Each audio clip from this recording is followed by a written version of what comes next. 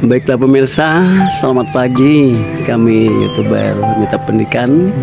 Kali ini kami tengah berada di SMK Negeri 2 Kota Cirebon yang dipimpin oleh Kepala Sekolah Bapak Haji Yayat Hidayat SPD MMPD. Baiklah, kami pun akan menayangkan kegiatan yaitu SPMB atau Sistem Penerimaan Murid Baru yang ada di SMK Negeri 2 Kota Cirebon untuk tahun ajaran 2025-2026. Baiklah, untuk lebih lengkapnya mari kita simak tayangan video kami berikut ini. Selamat menyaksikan.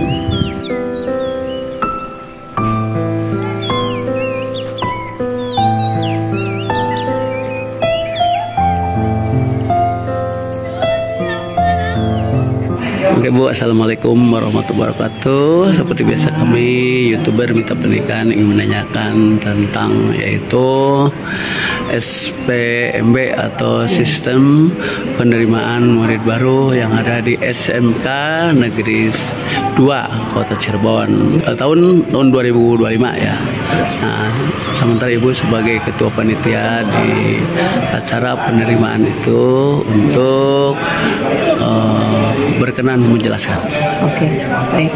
Untuk SPMB yang dilaksanakan di SMK Negeri 2 Kota Cirebon, yang pertama seperti biasa kami membagi dua tahap, yaitu tahap 1 dan tahap 2. Itu sesuai dengan jadwal dari Provinsi Jawa Barat. Seperti itu, hanya bedanya mungkin di tahun ini untuk SMK Negeri 2 pendaftar yang melalui jalur P3KE itu sudah dimulai sejak tanggal 2 Juni sampai dengan 6 Juni. Seperti itu. Kebetulan di SMK Negeri 2 terdata itu ada 29. Hanya yang melakukan pengunduran diri memang ada 14 siswa, jadi tersisa 15 siswa.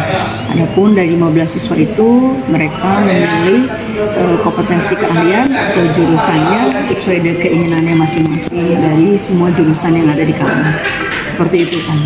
Untuk yang SPMB sebelum dimulainya yang tahap 1.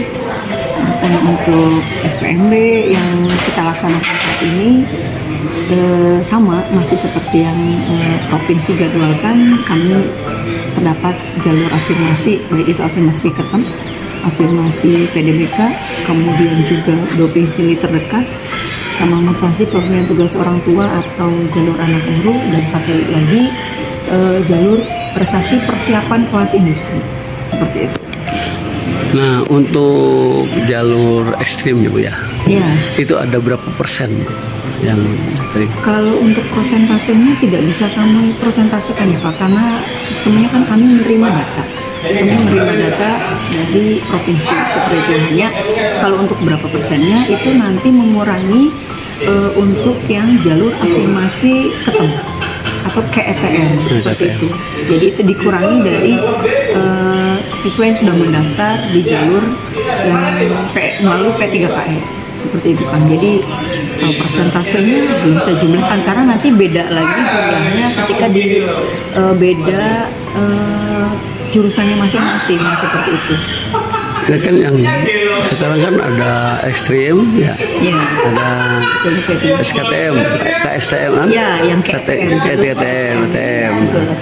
Terus ada lagi tambahan jalur bagi siswa dulunya sebagai pengurus OSIS itu tuh gimana Bu? Itu memang untuk di tahap 2. Gimana, tahap 2 memang ada jalur itu, namanya jalur prestasi non akademis. Itu terbagi dari untuk ketua OSIS atau kepanduan itu 1%. Kemudian 4%-nya baru yang bidang seni, budaya, dan olahraga seperti itu.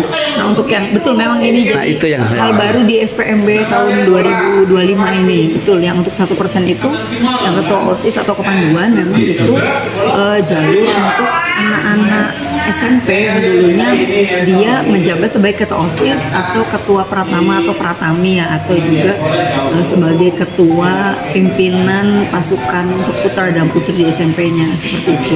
Untuk jurusan itu untuk jalur itu cukup menyertakan atau menambahkan surat keterangan dari sekolah bahwa mereka pernah menjabat atau pernah menjadi seorang ketua OSIS atau sebagai ketua kepanduan seperti itu kan. Itu ada 1%. Jadi kemungkinannya kalau kami prosentasekan untuk kuota yang ada di SMK Negeri 2 itu masing-masing jurusan atau masing-masing kompetensi keahlian itu ada kesempatan untuk anak-anak itu satu jurusan satu, maksudnya misalkan di kecantikan itu 1 orang, di busana 1 orang, dibagi berarti. Iya, dibagi-bagi seperti itu karena persentasenya 1% dari jumlah kuota yang ada seperti itu.